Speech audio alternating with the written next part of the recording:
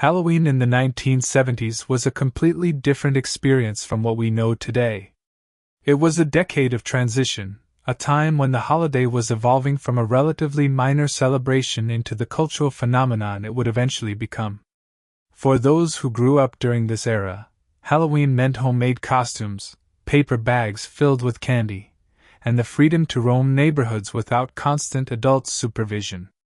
It was simpler, less commercialized, and in many ways, more authentically connected to community and creativity. The 1970s were a unique period in American history. The Vietnam War was ending, Watergate shocked the nation, and a new cultural awareness was emerging. Children of this decade grew up with a different sense of freedom and independence than later generations would experience. Halloween reflected this spirit perfectly. Kids planned their own routes, made their own costumes, and experienced a level of autonomy that seems almost unthinkable by today's standards. This was before the internet, before cell phones, before the saturation of prepackaged costumes and elaborate decorations. Halloween in the 70s was grassroots, do-it-yourself, and deeply embedded in neighborhood culture. To understand what Halloween looked like during this decade is to understand a different America, one that was both innocent in some ways and beginning to grapple with new anxieties in others. In the 1970s, store-bought Halloween costumes existed, but they were vastly different from what we see today.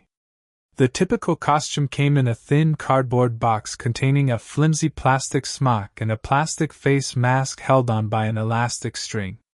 These costumes were manufactured by companies like Ben Cooper and Collegeville, and they featured popular characters from television and movies. The plastic smocks were essentially large plastic bags with printed designs. If you wanted to be Spider-Man, you wore a smock with a spider web pattern printed on it. The mask was a rigid piece of molded plastic with eye holes and small breathing holes near the mouth. These masks were notoriously uncomfortable. They made your face sweat, fogged up your vision, and the elastic strings often snapped at the worst possible moment. The character selection reflected the pop culture of the era. Kids dressed as characters from shows like The $6 Million Man, Wonder Woman, Starsky and Hutch, or The Incredible Hulk. Star Wars exploded onto the scene in 1977, and suddenly everyone wanted to be Luke Skywalker, Princess Leia, or Darth Vader. The Bionic Woman was a popular choice for girls, as were generic princesses and witches. But here's the important part: many, if not most, children in the 70s wore homemade costumes. This wasn't necessarily by choice. Money was often tight in families, and spending several dollars on a disposable costume wasn't always an option. More importantly, there was a cultural expectation of creativity and self-sufficiency. Making your own costume was normal, even admirable. Mothers, and occasionally fathers, would get creative with whatever materials were available. Old sheets became ghost costumes. Cardboard boxes were transformed into robots or televisions. Face paint and eyeliner created hobos, clowns, and cats. Black clothing and a cape made from an old curtain could turn a child into Dracula. The creativity was remarkable, born from necessity and encouraged by a culture that valued ingenuity. One particularly popular homemade costume was the hobo or tramp. Children would wear their father's old clothes, dirt up their faces with burnt cork or makeup, and carry a stick with a bandana tied to it. By today's standards, this might seem insensitive, but in the 70s, it was considered harmless fun. The costume required almost nothing and could be assembled in minutes. Girls often borrowed their mother's old dresses, jewelry, and makeup to become glamorous ladies or fortune-tellers. Boys raided their father's closets for suits and hats to become businessmen or gangsters. The costumes were simple, but they worked. The emphasis was on imagination rather than accuracy or expense. Trick-or-treating in the 1970s was an adventure that today's parents would likely find terrifying. Children were given a remarkable amount of freedom. Once you reached a certain age, maybe 7 or 8, you were expected to go trick-or-treating with your friends, without adult supervision. The typical scenario went like this: your mother would help you into your costume around dusk. She would hand you a paper grocery bag or a plastic pumpkin bucket if you were lucky. She'd remind you to say thank you, to look both ways before crossing streets, and to be home by a certain time. Then she'd open the door and send you out into the dark neighborhood with your friends. Groups of children would roam the streets for hours, hitting as many houses as possible. There was no prescribed route, no parent trailing behind with a flashlight. You just went from house to house, street to street, until your bag was full or your legs were tired. The only rule was to be home by the designated time, usually 8 or 9 o'clock. The neighborhoods themselves were alive with activity. Porch lights blazed. Jack-o'-lanterns glowed on doorsteps. You could hear the sounds of children laughing and running, doorbell rings echoing through the night. There was a sense of community, of shared celebration. Neighbors knew each other, and even if they didn't, there was a general trust that allowed children this freedom. The houses that participated in Halloween were easy to identify. If the porch light was on, you knocked or rang the bell.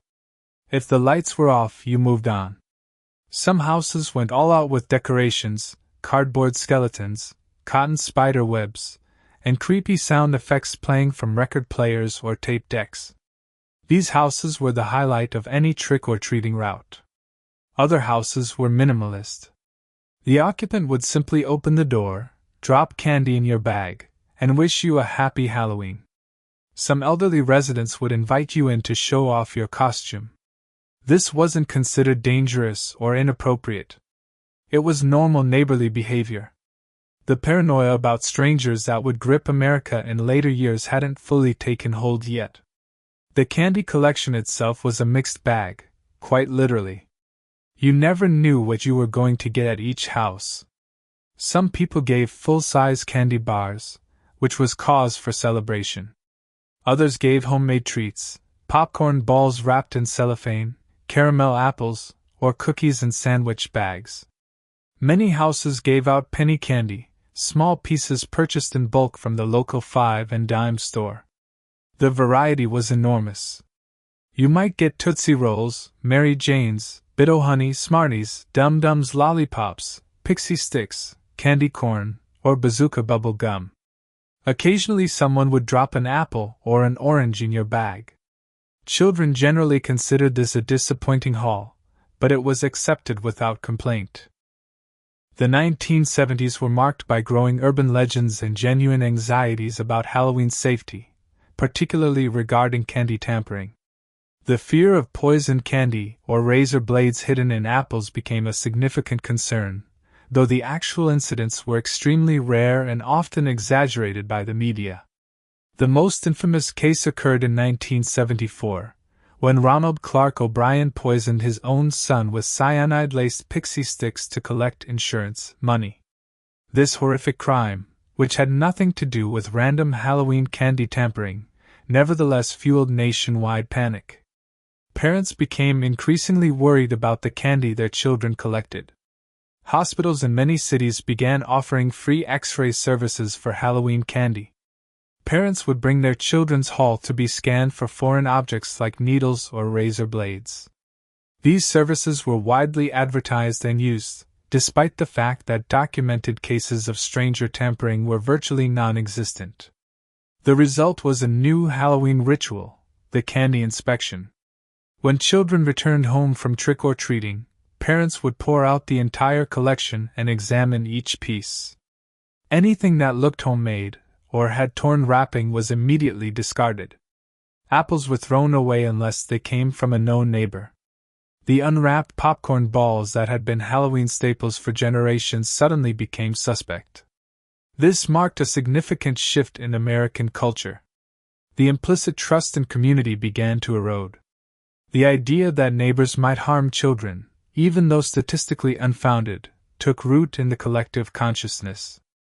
Halloween, once a celebration of community trust, began to carry an undercurrent of suspicion. Despite these fears, most children in the 70s still experienced Halloween as a relatively carefree event. The panic was real, but it hadn't yet reached the levels it would in later decades. Kids still went out unsupervised, still knocked on strangers' doors, and still enjoyed the adventure of the night.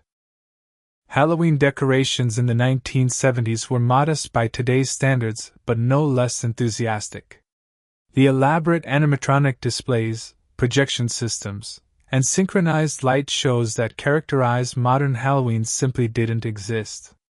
Instead, decorations relied on simplicity, creativity, and a certain charm that mass-produced items often lack. The jack-o'-lantern was the centerpiece of most Halloween displays. Families would visit pumpkin patches or local stores to select their pumpkins, bring them home, and spend an evening carving them. The designs were usually simple: triangular eyes, a nose, and a gap-toothed smile. More ambitious carvers might attempt cats, witches, or scary faces, but intricate artistic carving wasn't yet the norm. Inside the carved pumpkin went a real candle, usually a simple household candle, or a tea light. There were no battery-operated LED lights, no flicker bulbs. The warm glow of a real flame illuminated the pumpkin's face, and the smell of singed pumpkin flesh was part of the Halloween experience. The fire hazard was accepted as part of the tradition. Paper decorations were common. Families would hang cardboard cutouts of black cats, witches, skeletons, and ghosts in their windows and on their doors. These decorations were often reused year after year, becoming increasingly tattered and taped. The orange and black color scheme dominated everything. Some households would drape cotton spider webs across their porches and doorways. Plastic spiders and rubber bats would be attached to these webs. Cardboard skeletons with brass fasteners at the joints could be posed in windows or on doors, their bones rattling when the wind blew. For those who wanted to create a truly spooky atmosphere, there were options, though they required effort. Some people would set up elaborate haunted house displays in their garages or front yards. These were amateur affairs, not the professional haunted attractions that would emerge later. They featured simple scares: someone jumping out from behind a sheet, a tape recording of spooky sounds, strobe lights creating disorienting effects. The sound of Halloween in the 70s often came from records and later cassette tapes. Albums of Halloween sound effects and spooky music were popular. You might hear recordings of creaking doors, howling wolves, cackling witches, and rattling chains emanating from houses. These sounds, combined with the visual decorations and the autumn chill in the air, created an atmosphere that was both eerie and exciting. Television also played a role in setting the Halloween mood. Special programming would air throughout October. It's the Great Pumpkin, Charlie Brown had been airing since 1966 and was already a beloved tradition by the 70s. Classic horror movies like Frankenstein, Dracula, and The Wolf Man would be broadcast, often as part of late-night monster movie marathons hosted by local television personalities. Halloween in schools was a major event in the 1970s, celebrated with enthusiasm and freedom that would be unrecognizable in many schools today. The day before or on Halloween itself, students were typically allowed to wear their costumes to school, transforming classrooms into chaotic collages of monsters, superheroes, and princesses.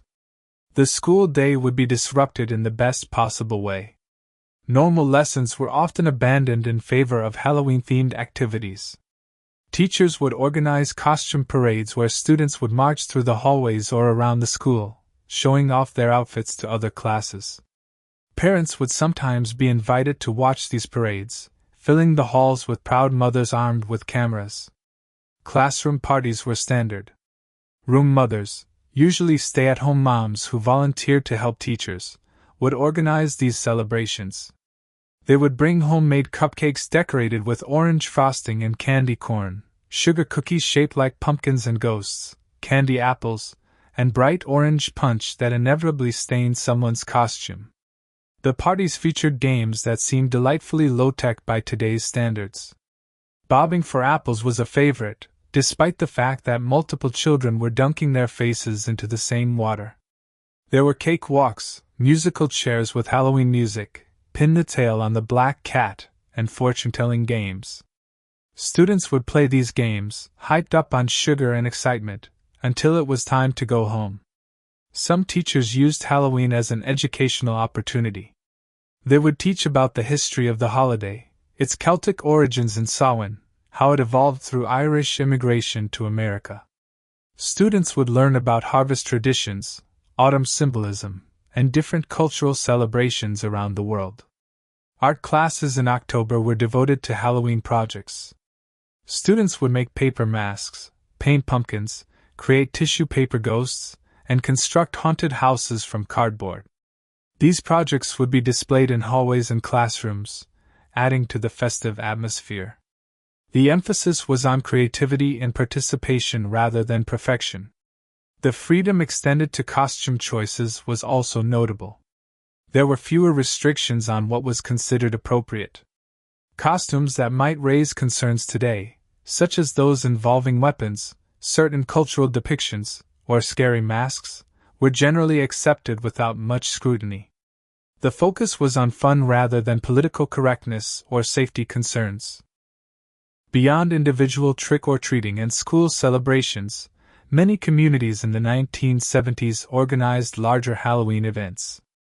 These ranged from small neighborhood gatherings to citywide celebrations, each contributing to the fabric of Halloween culture during the decade.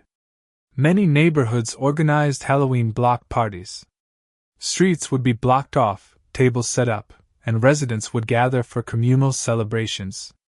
There would be costume contests with categories for different age groups and themes. Prizes were usually modest, perhaps a bag of candy or a small toy, but the recognition and applause were reward enough. These block parties often featured additional activities. There might be a bonfire where families would gather to roast marshmallows and hot dogs. Some neighborhoods would set up haunted walks through local parks or wooded areas, with volunteers hiding along the path to provide scares. These were community affairs, organized by residents who wanted to create something special for the neighborhood children. Churches and community centers frequently hosted Halloween alternatives or complementary events. Some churches organized harvest festivals as wholesome alternatives to what they viewed as increasingly secular or dark Halloween celebrations. These festivals featured games, food, and costume contests, but with an emphasis on fall harvest themes rather than ghosts and goblins. Other religious organizations embraced Halloween more directly, hosting trunk-or-treat events in church parking lots. Cars would be decorated, and children would go from trunk to trunk collecting candy in a controlled, well-lit environment. While this concept would explode in popularity in later decades, it was just beginning to emerge in the 70s as a safer alternative to traditional trick-or-treating. Shopping malls began to recognize Halloween as a commercial opportunity during this decade. Many malls would organize trick-or-treating events where children could go from store to store collecting candy. Store employees would dress up, decorations would be hung throughout the mall, and costume contests would be held on a central stage. These events were free and designed to draw families into the mall, where parents might do some shopping while children collected treats. Small towns often had their own unique Halloween traditions. Some organized parades featuring floats, marching bands, and community groups in costume. Others held Halloween carnivals with game booths, food vendors, and entertainment. These events brought entire communities together, reinforcing social bonds and creating shared memories. UNICEF trick-or-treating was a significant part of 1970s Halloween culture.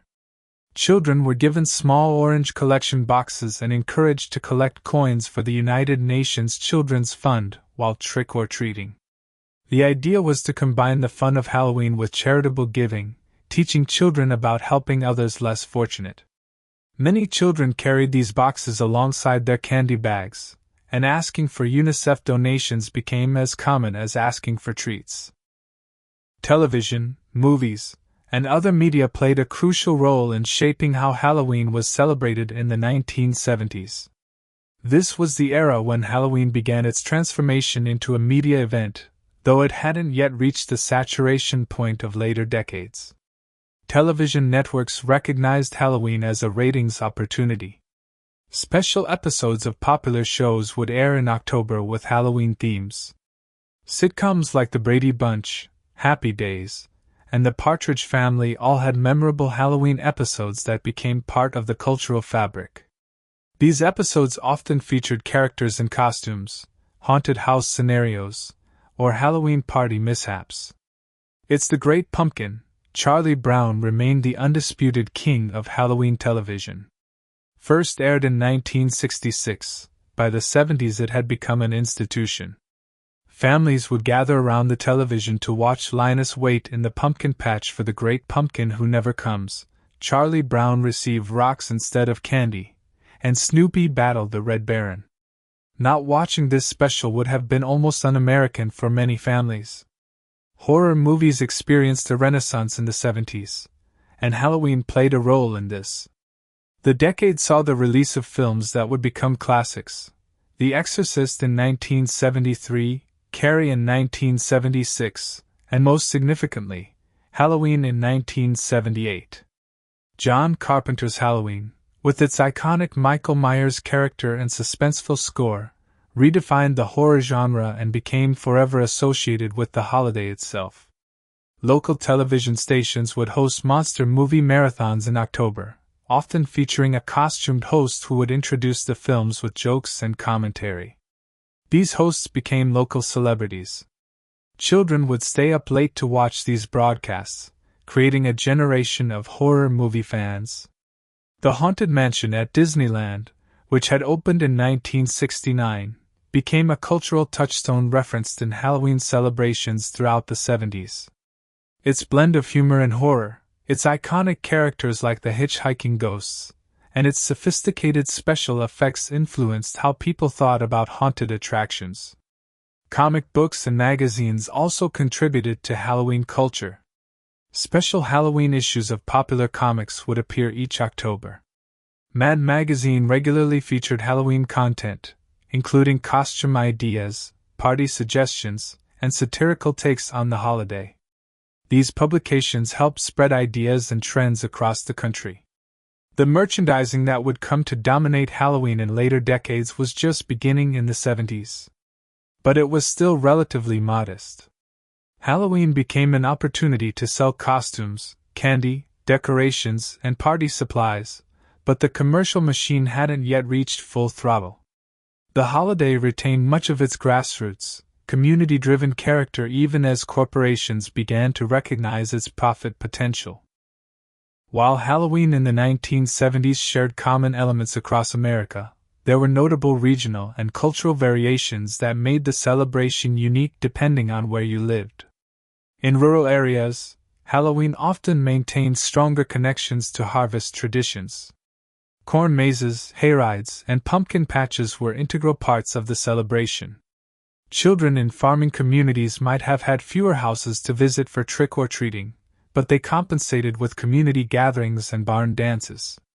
The autumn harvest was celebrated alongside the spooky elements of Halloween. Urban areas faced different challenges and created different traditions. In large cities, apartment building residents would sometimes organize trick-or-treating within the building itself, allowing children to go from door to door in a controlled environment. City neighborhoods with close-knit communities would see streets full of trick-or-treaters, while other areas might be sparsely populated during Halloween hours. The suburbs, which had grown dramatically in the post-war decades, became Halloween central. The combination of safe streets, numerous houses in close proximity, and family-friendly demographics made suburban neighborhoods ideal for trick-or-treating.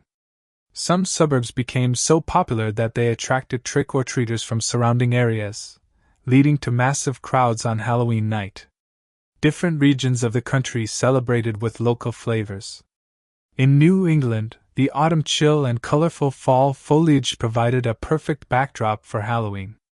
The region's proximity to the holiday's Celtic roots and its historical associations with witch trials in Salem added an authentic atmosphere. New Orleans brought a unique character to Halloween with its existing culture of masks, costumes, and celebration, blending Halloween with Creole and Cajun traditions. The American South had a complex relationship with Halloween. Some communities embraced it fully, while others, particularly those with strong religious influences, were more cautious. Church harvest festivals were more common in the South as alternatives to Halloween. Nevertheless, most Southern children still participated in some form of trick-or-treating or costume celebration. Hispanic communities in the Southwest were beginning to blend Halloween with Dia de los Muertos traditions. While the Day of the Dead is celebrated on November 1st and 2nd, the proximity to Halloween created interesting cultural exchanges. Some families celebrated both, creating unique hybrid traditions that honored both American Halloween customs and Mexican heritage. Weather played a significant role in regional Halloween experiences. In northern states, Halloween often meant cold weather, sometimes even snow. Children would wear coats over their costumes, which could obscure or ruin the effect. In southern and western states, warm weather allowed for lighter costumes and longer trick-or-treating sessions. The crisp autumn air that characterizes Halloween in the American imagination was not universal. Economic differences also created variations. Wealthier neighborhoods might have more elaborate decorations and more generous candy distributions, while working-class neighborhoods made do with simpler celebrations. But there was often a surprising democratization of Halloween. The holiday didn't require significant financial investment to enjoy. A homemade costume and the willingness to walk around your neighborhood were enough. While Halloween in the 1970s was largely innocent and joyful, the decade also saw the emergence of anxieties that would increasingly define the holiday in subsequent years. The tensions between maintaining traditional freedoms and addressing new concerns created a complicated landscape. The candy tampering panic has already been discussed, but it was part of a broader concern about child safety that was gaining traction. Parents were beginning to worry about the wisdom of sending children out alone in the dark to knock on strangers' doors. The social trust that had characterized earlier decades was eroding, replaced by a wariness that reflected broader cultural changes. Some municipalities began implementing earlier trick-or-treating hours, insisting that children be off the streets by a certain time. Some towns even moved Halloween celebrations to daylight hours on weekends closest to October 31st, arguing this was safer for children. These changes were controversial, with many seeing them as unnecessary and others viewing them as prudent precautions. Insurance companies and safety organizations distributed guidelines for safe trick-or-treating. They advised children to wear reflective tape on costumes, to carry flashlights, to trick-or-treat in groups, and to only visit houses with porch lights on. While much of this advice was sensible, it also reflected and reinforced growing anxieties. There were also concerns about costumes themselves. The flammable nature of many costumes, particularly the plastic ones, became a worry. Stories of children's costumes catching fire from jack-o'-lantern candles or other sources led to calls for better safety standards. Masks that obscured vision were criticized as hazardous, particularly for children crossing streets in the dark. Vandalism on Halloween night was another concern. The tradition of Halloween mischief, once relatively harmless pranks like soaping windows or toilet papering trees, sometimes escalated into more serious property damage. Smashed pumpkins, broken windows, and graffiti led some communities to implement curfews or increase police presence on Halloween night. The line between harmless fun and destructive behavior became a subject of community debate. In Detroit, the night before Halloween became known as Devil's Night, traditionally a time for pranks but increasingly a night of serious arson and vandalism. The problems in Detroit were extreme and not representative of most of the country, but they received national attention and contributed to a sense that Halloween was becoming dangerous. Despite these concerns, it's important to maintain perspective. The vast majority of children in the 70s experienced Halloween without incident. The dangers were often more perceived than real, amplified by media coverage and urban legends. But the fact that these conversations were happening marked a shift. Halloween was being scrutinized in ways it hadn't been before, and the absolute freedom of earlier years was beginning to contract. Halloween evolved significantly over the course of the 1970s, reflecting broader changes in American society.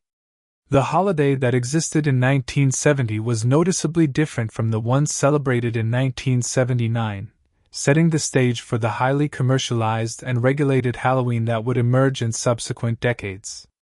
In the early 70s, Halloween retained much of its character from previous decades. It was still primarily a children's holiday, celebrated in neighborhoods with relatively little commercial involvement beyond basic costume and candy sales. The emphasis was on community, tradition, and simple pleasures. As the decade progressed, several trends became evident. The commercialization of Halloween accelerated. More products specifically marketed for Halloween appeared on store shelves. Costume options expanded beyond the simple plastic smocks and masks. Decorations became more varied and elaborate. Candy companies increasingly created products specifically for Halloween distribution. The media's role in Halloween grew substantially. The success of horror films, television specials, and Halloween-themed programming demonstrated the holiday's potential as entertainment fodder. This media attention helped spread Halloween traditions and ideas across the country, creating a more uniform national celebration while also raising the holiday's profile. The safety concerns that emerged, particularly after 1974, led to gradual changes in how Halloween was celebrated. More parents began accompanying children while trick-or-treating. Organized events in controlled environments became more common. The candy inspection ritual became standard. These changes didn't happen overnight, but by the end of the decade, Halloween was celebrated with more caution than at the beginning.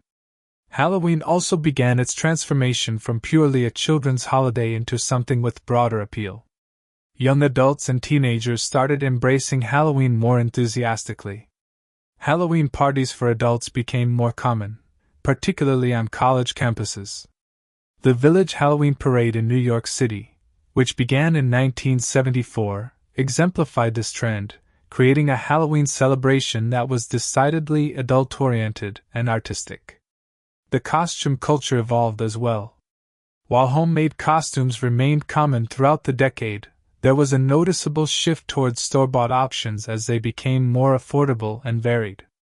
The quality improved somewhat, though the thin plastic smock remained standard. More licensed character costumes became available as toy and entertainment companies recognized the commercial opportunity. By 1979, the stage was set for the Halloween explosion that would occur in the 1980s and beyond. The foundations had been laid, the commercial infrastructure was developing, the media was engaged, the holiday had captured the national imagination. But Halloween in the 70s retained an authenticity and simplicity that would become increasingly rare. It was a bridge decade, connecting the informal, community-based celebrations of earlier eras with the elaborate, commercial holiday that would emerge later. Halloween in 1970s America was a unique cultural moment, a time when the holiday existed in a sweet spot between innocence and awareness, between simplicity and commercialization, between community trust and emerging caution. For those who experienced it, Halloween in this decade remains vivid in memory, often viewed through a nostalgic lens that emphasizes freedom, creativity, and genuine neighborhood community. The children of the 70s roamed their neighborhoods with a liberty that seems almost shocking by contemporary standards. They wore costumes that were often homemade, simple, and sometimes uncomfortable, but that represented genuine creative effort. They collected candy in paper bags, ate homemade treats from neighbors, and experienced Halloween as an adventure that was genuinely theirs, not orchestrated by anxious adults. The decade saw the emergence of concerns that would reshape Halloween in subsequent years. The candy tampering panic, while largely unfounded, planted seeds of suspicion that would grow. Safety worries began to restrict the freedoms children had previously enjoyed. The commercialization of Halloween accelerated, beginning its transformation into the retail juggernaut it would become. Yet despite these emerging tensions, Halloween in the 70s retained an essential authenticity. It was still fundamentally about communities coming together, about children experiencing a night of sanctioned adventure, about the simple thrill of dressing up and collecting candy. The elaborate decorations, professional haunted houses, and sophisticated costumes that would come later hadn't yet arrived. Halloween was still accessible, still democratic, still primarily about imagination rather than expenditure. The holiday reflected the broader character of the decade itself. The 70s were a time of transition in America, caught between the optimism and conformity of the post-war era and the skepticism and diversity that would characterize later decades. Halloween embodied this transition perfectly, holding on to traditional elements while beginning to accommodate new realities. For many Americans, Halloween in the 1970s represents an ideal, a version of the holiday that balanced fun with safety, creativity with convenience, tradition with innovation. Whether this view is entirely accurate or partially constructed through nostalgia is perhaps beside the point. What matters is that Halloween during this decade created lasting memories for millions of people, memories that continue to influence how they think about and celebrate the holiday. As we look back at Halloween in the 70s from our current vantage point, we see both what we've gained and what we've lost. Modern Halloween offers impressive decorations, elaborate costumes, and organized events that ensure every child has a safe and enjoyable experience. But something of the freedom, the community trust, and the simple creativity of 70s Halloween has been sacrificed along the way. Understanding Halloween in the 1970s helps us understand not just the holiday itself, but American culture during a pivotal decade.